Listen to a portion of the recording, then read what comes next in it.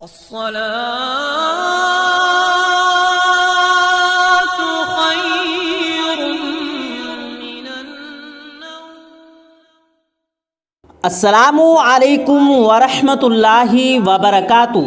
پیارے دوستو، انبیاء کے قصوں میں سے ایک قصہ سیدنا یونس علیہ الصلاۃ والسلام کا بھی ہے، اور ان کے قصے کو قرآن پاک کا انوکھا قصہ کہا جاتا ہے. حضرت یونس علیہ السلام کا ذکر قرآن کریم کی 6 سورتوں میں آیا ہے، جن میں سورۃ النساء، سورہ الانعام، سورہ یونس، سورہ الصافات، سورہ انبیاء اور سورہ القلم شامل ہے. پہلی 4 سورتوں میں آپ علیہ السلام کا نام یونس ہی آیا ہے، جبکہ سورۃ الانبیاء اور سورۃ القلم میں آپ کو جبل نور اور صاحب الحوق یعنی مچھلی والا کہہ کر پکارا گیا ہے. روایت کے مطابق آپ علیہ السلام کا زمانہ نبوت تقریباً 800 قبل مسیح کا ہے. اللہ عز و جل نے آپ علیہ السلام کو 28 سال کی عمر میں نبوت سے نوازا اور ننوا میں آباد ایک قوم کی ہدایت کی ذمہ داری سونپ دی. ننوا کا شہر اس زمانے میں اپنے عروج پر تھا اور وہاں کی آبادی 1 لاکھ سے زیادہ تھی. قرآن کریم کی سورہ میں اللہ تعالیٰ نے ارشاد فرمایا ہے، اور یونس کو 1 لاکھ یا اس سے زیادہ لوگوں کی طرف پیغمبر بنا کر بھیجا. جب حضرت یونس علیہ السلام کو نینوا میں پیغمبر بنا کر بھیجا گیا تو اس وقت وہ لوگ شرک اور کفر میں مبتلا تھے. حضرت یونس علیہ السلام نے لوگوں کو ایمان لانے اور بت پرستی چھوڑنے کا حکم دیا، مگر ان کی قوم نے انہیں جھوٹا کہنا شروع کر دیا اور ایمان لانے سے بھی انکار کر دیا. اس پر حضرت یونس علیہ السلام نے اعلان کیا کہ 3 دن میں تم لوگوں پر اللہ تعالیٰ کا عذاب آنے والا ہے، اور یہی سے آپ علیہ السلام کی آزمائش کا وقت شروع ہوا.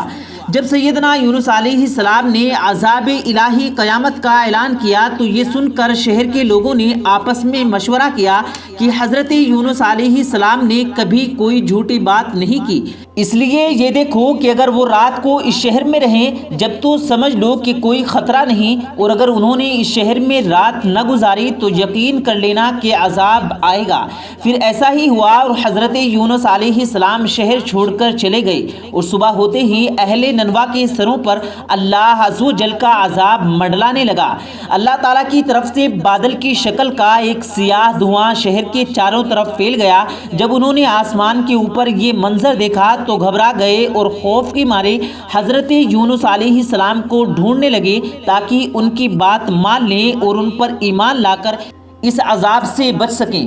حضرت یونس علیہ السلام کو ہر طرف ڈھونڈا گیا مگر وہ نہ ملے. ان کی قوم کے لوگوں نے رو رو کر سچے دل سے توبہ کی اور حضرت یونس علیہ السلام کے رب پر ایمان لانے کا اعلان کر دیا.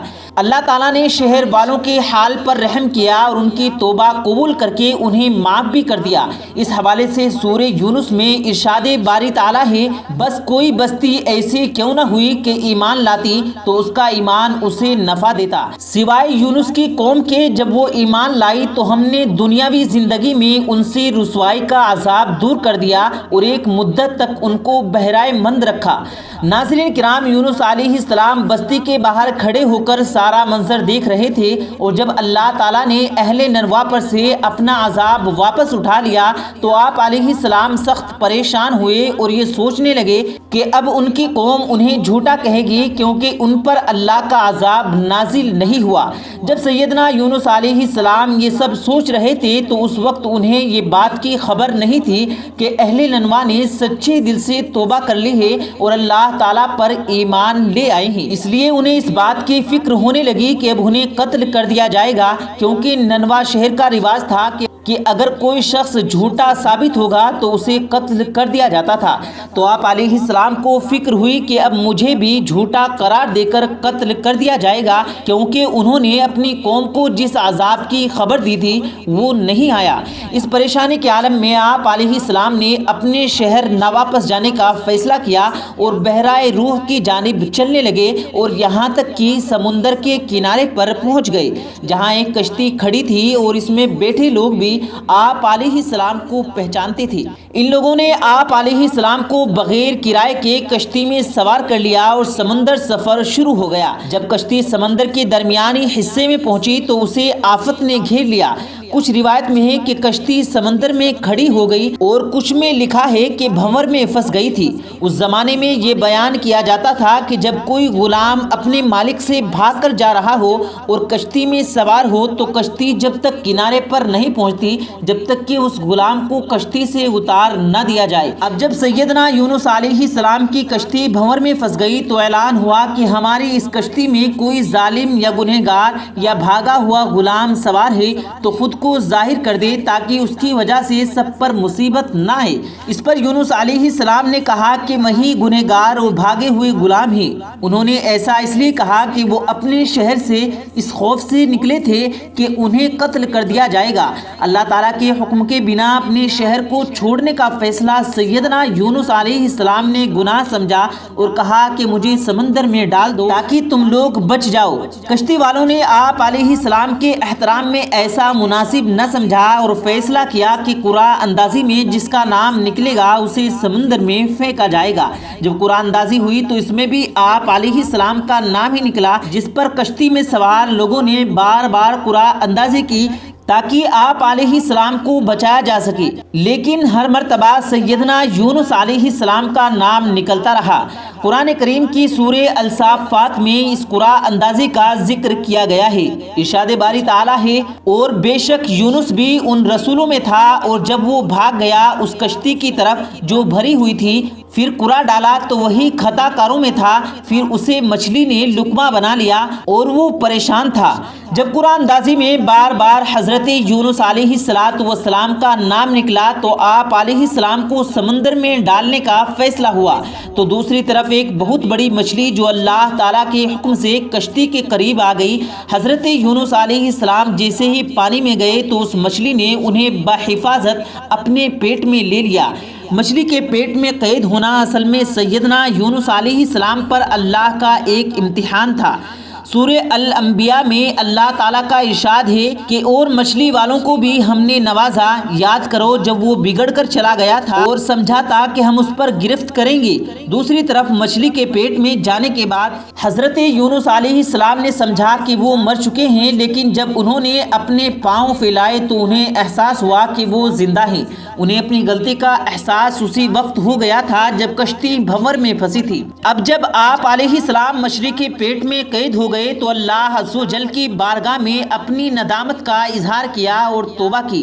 سیدنا یونس علیہ السلام کا قصور یہ تھا کہ جب انہوں نے اپنی قوم کو عذاب الہی کی خبر دے دی تو اللہ تعالیٰ کے حکم کے بغیر ہی انہوں نے اپنے شہر کو چھوڑ دیا۔ اس پر اللہ تعالیٰ نے آپ علیہ السلام کو مچھلی کے پیٹ میں قید کیا۔ حضرت عبداللہ بن مسعود نے فرمایا کہ جب حضرت یونس علیہ السلام اس مچھلی کے پیٹ میں 40 روز رہے، یہ انہیں زمین کی تہ تک لے جاتی اور دور دراز کی مسافتوں میں پھراتی رہی۔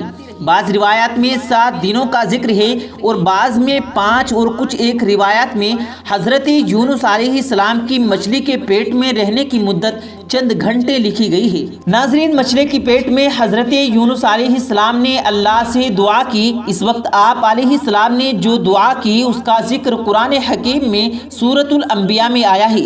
ارشاد باری تعالیٰ ہے کہ آ کر اس نے تاریکیوں میں پکارا، نہیں ہے کوئی خدا مگر تو پاک ہے تیری ذات، بے شک میں نے قصور کیا۔ جب سیدنا یونس علیہ السلام نے دعا کی تو آپ علیہ السلام کی اللہ تعالیٰ نے مچھلی کے پیٹ سے رہا کر دیا اور مچھلی کو حکم دیا کہ آپ علیہ السلام کو بحفاظت کنارے پر چھوڑ دے۔ پھر مچھلی نے سیدنا یونس علیہ السلام کو ایک وشن جگہ پر چھوڑ دیا جہاں نہ کوئی درخت تھا اور نہ ہی سبزہ، اور حضرت یونس علیہ السلام بے حد کمزور ہو چکے تھے، اور اس وقت اللہ تعالیٰ نے ان کی مدد کی اور ان کے قریب ایک کدو کی بیل اگا دی تاکہ اس کے پتے آپ علیہ السلام پر سایہ کریں، اور ایک جنگلی بکری صبح شام اللہ کے حکم پر آپ علیہ السلام کو اپنا دودھ پلاتی تھی۔ جب آپ کے اندر کچھ توانائی آئی، کچھ طاقت آئی تو آپ اپنی قوم کے پاس چلے گئے جہاں سب لوگ آپ پر ایمان لے آئے۔